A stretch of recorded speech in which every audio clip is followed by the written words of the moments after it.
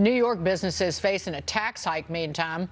The Empire State's private sector employers looking at a $9 billion tax increase, which would be impacting state employers and businesses already suffering mightily during the pandemic.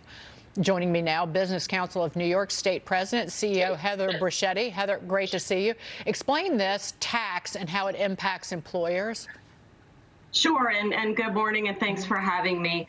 So basically what it is when the state pays out unemployment, it comes out of a trust fund. That fund is paid for by employers based on payroll. And what happened earlier this year is the state was forced to borrow from the federal government. And we're now about $9 billion in debt to the federal government. That has to be paid back. It has to be paid back by employers, and it gets paid back in the form of a surcharge. It hasn't started yet, but at some point, employers will have to pay back this debt. So unfortunately, it's a huge expense at a time when most businesses can't afford it. Will it mean more business closures? Well, I mean, there are things that could happen to avoid it. One, Congress could forgive the debt in part or in full.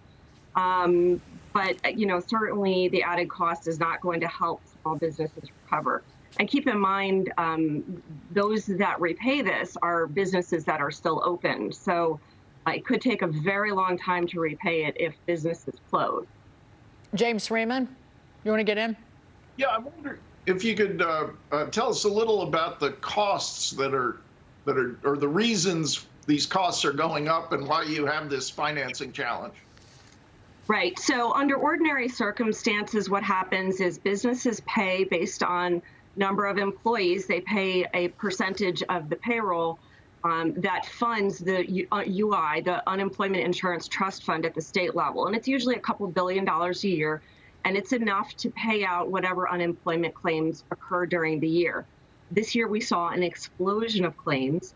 And, it was unanticipated. Certainly, the state didn't have the resources to pay them all, so the state had to borrow money from the federal government. What happens is that money gets paid back over time by businesses on top of their ordinary UI taxes that they pay that fund the trust fund under ordinary circumstances. So it's a little confusing, but honestly, there could be forgiveness from Congress of this debt, and it would directly benefit small business, not just in New York. I think almost 20 states are in the same position that New York is. In fact, California has borrowed, I think, probably twice as much as we have from the feds. Heather, great to see you. Thank you so much for being here this morning. Heather Briccetti.